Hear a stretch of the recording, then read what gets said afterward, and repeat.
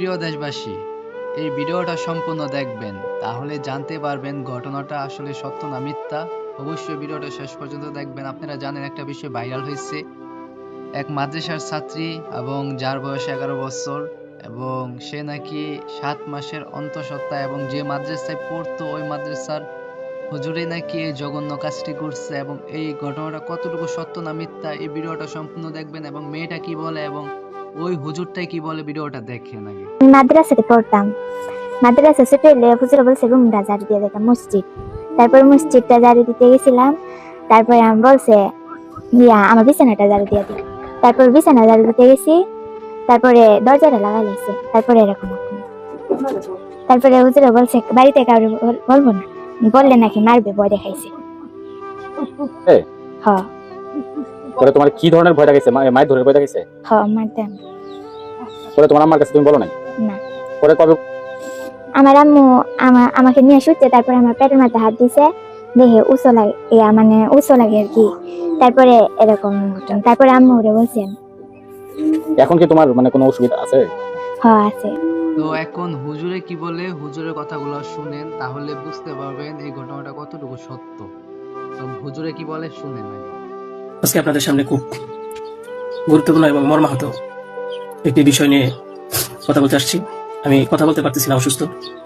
তারপরেও যদি কিছু না বলি তাহলে আপনারা হয়তো আমাকে সন্দেহ করতে পারেন, তাই আমি আমার কিছু কথা আপনাদের সাথে শেয়ার করার প্রয়োজন মনে করলাম।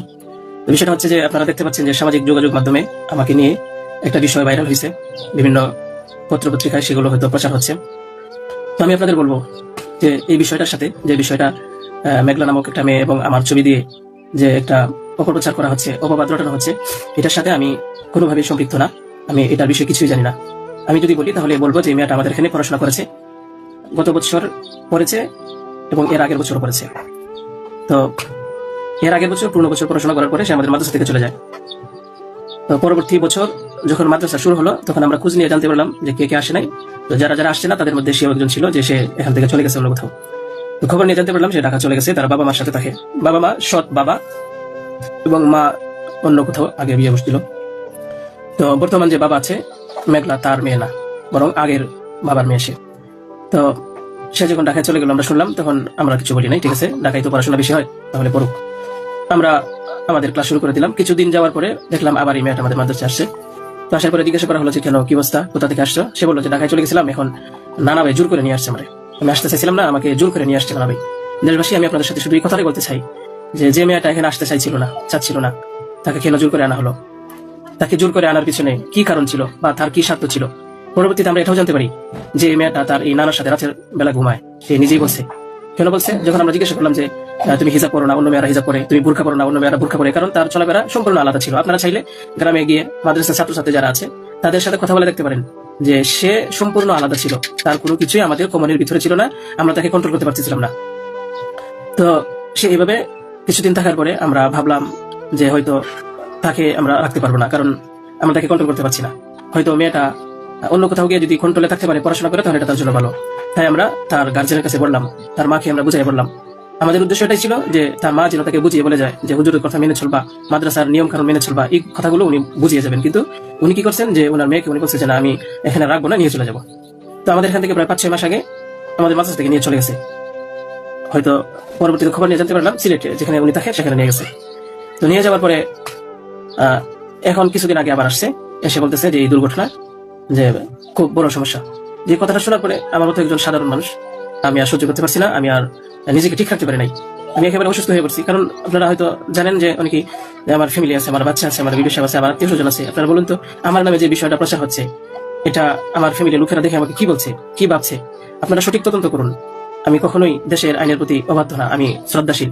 দেশের আইন আছে, সে আইন সঠিক অপরাধী যে তাকে খুঁজে বের করবে। আপনারা অপরাধী খুঁজে বের করার আগেই যদি আমাকে অপরাধী বানিয়ে ফেলেন, তাহলে তো আসল অপরাধী পার পেয়ে যাবে, আসল অপরাধী তো ছাড়া পেয়ে যাবে। আপনাদের কাছে আমি অনুরোধ করে বলি, আপনারা আসল অপরাধীকে খুঁজে বের করুন, টেস্ট করা হোক যে আসলে এই বাচ্চা বাবাকে। আপনারা আমাকে টেক দিচ্ছেন, বিভিন্ন পত্রপত্রিকায়, টেলিভিশনে বলা হচ্ছে। আমি আপনাদের কাছে শুধু এই কথাগুলি বলবো যে আল্লাহ তাআলা বিচারের উপরে যদি শ্রদ্ধাশীল থাকেন, এই বিশ্বাস করেন, তাহলে আমাকে নিয়ে আর এরকম কাজ করবেন না। আপনারা সঠিক তদন্ত করে সঠিক অপরাধীকে খুঁজে বের করুন। আমি আপনাদের সামনে আর কথা বলতে পারতেছি না। আপনারা সবাই ভালো থাকবেন, ইনশাআল্লাহ পরবর্তীতে আর কথা হবে ইনশাআল্লাহ। সালাম। তো আপনারা মেয়েটার কথা এবং হুজুরটার কথাও শুনলেন, এবং আপনাদের কাছে কি মনে হয় আসলে এই ঘটনাটা কতটুকু সত্য বা কি মিথ্যা নাকি? তো অবশ্যই, আর আমি যে কথাটা বলতেছি আসলে এই বিষয়টা সঠিক তদন্ত হোক।